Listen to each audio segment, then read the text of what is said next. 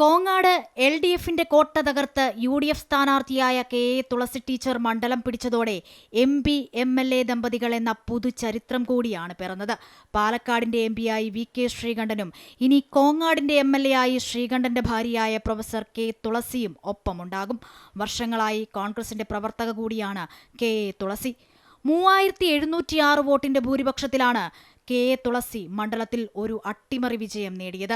CPMന്റെ advocate ശാന്തകുമാരിയെയാണ് തുളസി പരാജയപ്പെടുത്തിയത്.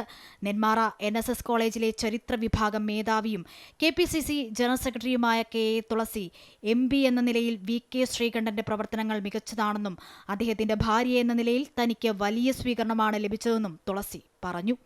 ഐക്യജനാധിപത്യ മുന്നണിയുടെ കോങ്ങാടിലുള്ള നേതൃത്വവും പ്രവർത്തകരും വളരെ ഒരു ലക്ഷ്യബോധത്തോടു കൂടി വിജയിക്കണം എന്നുള്ള ആത്മാർത്ഥമായിട്ടുള്ള കഠിനമായ പ്രയത്നമാണ് നടത്തിയത്. തീർച്ചയായിട്ടും എനിക്ക് ഈ അവസരത്തിൽ പറയാനുള്ളത് കോങ്ങാടിലെ മുഴുവൻ ജനാധിപത്യ വിശ്വാസികളായിട്ടുള്ള എനിക്ക് വോട്ട് ചെയ്ത വോട്ടർമാരോട് ഞാൻ ഹൃദയം തുറന്ന് നന്ദി പറയുകയാണ്. സ്ഥാനാർത്ഥി എന്നുള്ള നിലയിൽ കോങ്ങാട് കടന്നു ചെന്ന നിമിഷം മുതൽ വലിയ പിന്തുണയാണ് സാധാരണക്കാരായിട്ടുള്ള ജനങ്ങൾ എനിക്ക് നൽകിയത്. അന്ന് ഞാൻ അവരോട് പറഞ്ഞത്, എന്നോട് സ്ഥാനാർത്ഥി എന്നുള്ള നിലയിൽ ഇപ്പോൾ കാണിക്കുന്ന സ്നേഹം വിജയിച്ചു വന്നാൽ ആത്മാർത്ഥമായിട്ടുള്ള പ്രവർത്തനത്തിലൂടെ നിങ്ങൾക്ക് തിരിച്ചു നൽകാം എന്നുള്ളതാണ്.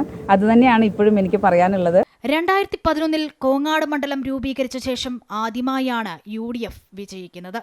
അമൃത ന്യൂസ്, പാലക്കാട്.